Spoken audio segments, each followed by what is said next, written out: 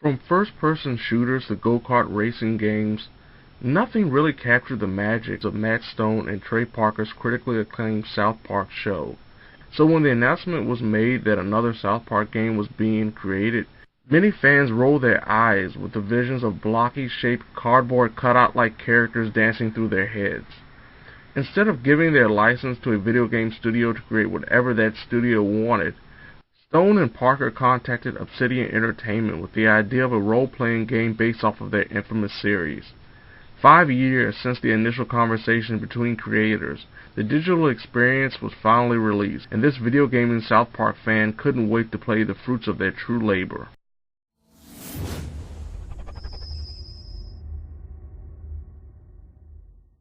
Rather than choose one of the show's main adolescents, Stan, Kyle, Kenny, and Cartman, the player is given a chance to create their own character that is introduced to everyone as the new kid. Doing their best imitation of Game of Thrones, the illustrious Stick of Truth once handled by the Cartman-led group of warriors had been stolen, and now it's up to the new kid to get the stick back. You quickly get a chance to try out the game's turn-based battle mechanics that are incredibly similar to the time-based attacks of previous RPGs like Paper Mario, Legend of Dragoon, and Lost Odyssey.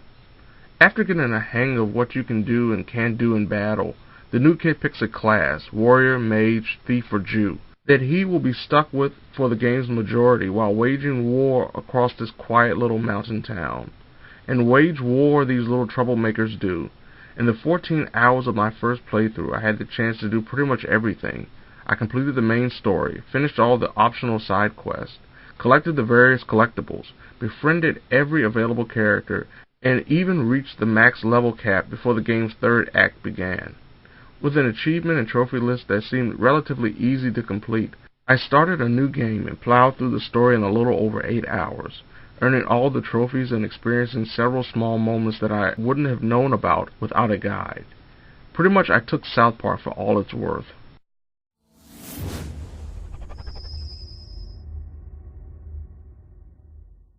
With the series' creators at the helm of this reportedly extensive script, many fans of both video games and South Park the television series believe this would be the definitive virtual experience when it comes to recreating the Colorado town. And the work put in to create the aforementioned yet hopeful experience shows in full when you crank up the game for the first time. The Stick of Truth looks just like an episode of South Park. Not only that, but the actual town has been painstakingly mapped out so that you can see what the series has been building for years upon years. But visuals will only get you so far. Being comedic in nature, one of the biggest necessities when it comes to this game is that it has to be funny. And just like the South Park show, the Stick of Truth will force laughs out of you, from the simplistic release of bodily fluids during battles to Eric Cartman's not-so-subtle racism coming out to shine thanks to a foul-mouthed special attack during battle. Depending on what country you live in, the Stick of Truth is uncensored and goes above and beyond where the television show ever could, from dropping F-bombs to literally performing abortions. To cap off the absurd humor is a certain love letter to longtime fans who have enjoyed the television series from the beginning. Almost everything, be it the characters, items, or long-standing storylines, are referenced one way or another. The gameplay itself is strong by taking an inspiration from the great RPGs of the past.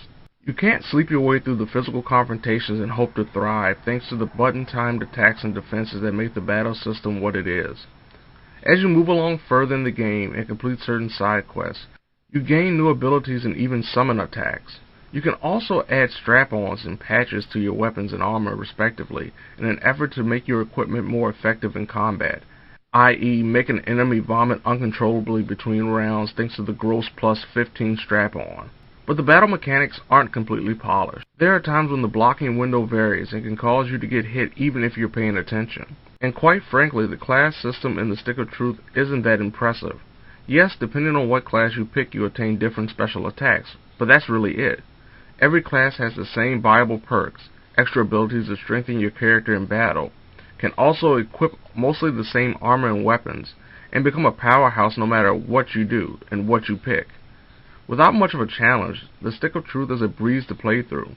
While that might not sound like much of a problem, for RPG fans, this lacking difficulty no matter the setting can be frustrating as you're never really tested. During my 20+ hours with the game, I only saw the game over screen once. There are also user interface problems. You know all of those love letter items I mentioned earlier?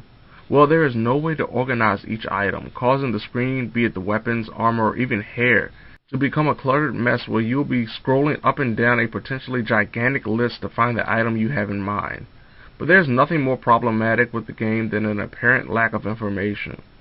Following the quick tutorial, the player is thrown to the proverbial and later literal wolves, with the belief that he or she will take the time to scroll through the text walls that are never acknowledged on the menu screen. Beyond the battle system's minor problems and a poorly structured user interface, the Stick of Truth doesn't warrant a second playthrough unless you're a trophy or achievement hunter or really like hearing the same jokes over and over again. In less than 15 hours, the player can do practically everything and have no reason to come back for another round.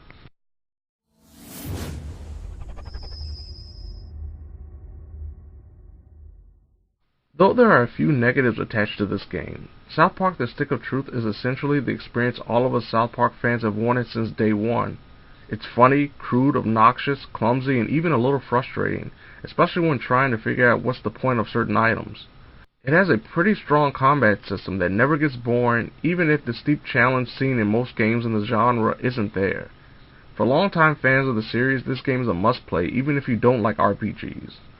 More than likely, people who haven't seen the show before or gave up on it years ago will find something to laugh at while exploring hobo-filled sewers while searching for talking feces. Do yourself a favor and head on down to South Park. I truly believe you'll have yourself one incredible time, even if it's for a short while. It's not contained! What the hell are you talking about? It's not contained! You don't understand! Khloe Kardashian was in here this morning. She had the biggest abortion I've ever seen!